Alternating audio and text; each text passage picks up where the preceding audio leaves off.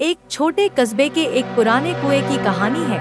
इस कुएं को लेकर कस्बे के लोग कहते थे कि वहाँ पर एक प्यासा भूत रहता है। कस्बे का नाम था रामपुर।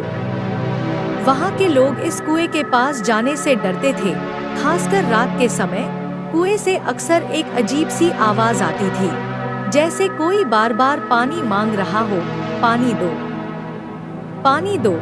यह आवाज सुनकर लोगों की रूह कांप जाती थी। कहते हैं कि कई साल पहले एक गरीब आदमी इस कुएं के पास बैठा हुआ था।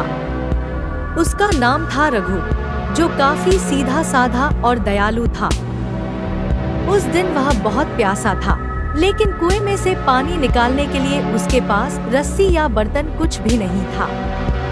उसने गांव वालों से मदद मांगी, लेकिन कोई भी उसकी बात पर ध्यान नहीं दे रहा था।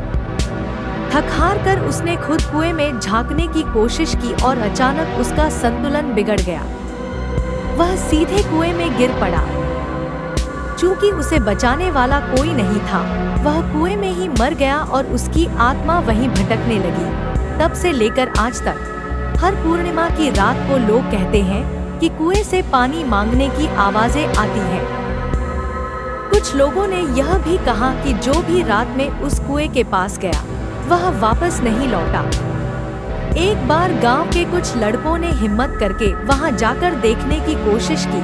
उन्होंने आधी रात को कुएं के पास जाकर सुना तो उन्हें सचमुच पानी दो, पानी दो की आवाज सुनाई दी। डर के मारे वे भाग खड़े हुए और उसके बाद किसी ने भी कुएं के पास जाने की हिम्मत नहीं की। एक दिन गांव के एक साधु ने कहा कि वह रघु की आत्मा को शांति दिला सकता है। वह कुएं के पास गया और वहां पूजा की। साधु ने कुएं में पानी का कटोरा डालकर कहा, रघु, अब तेरा प्यास बुझा दिया गया है, तुझे शांति मिले। उस रात के बाद से कुएं से किसी भी तरह की आवाज नहीं आई। कहते हैं कि रघु की आत्मा को मुक्ति मिल गई और अब वह कुआं भी शांत हो गया है। गांव वालों ने अब उस कुएं का नाम शांत कुआं रख दिया है और वहां जाकर पानी पीने से भी नहीं डरते।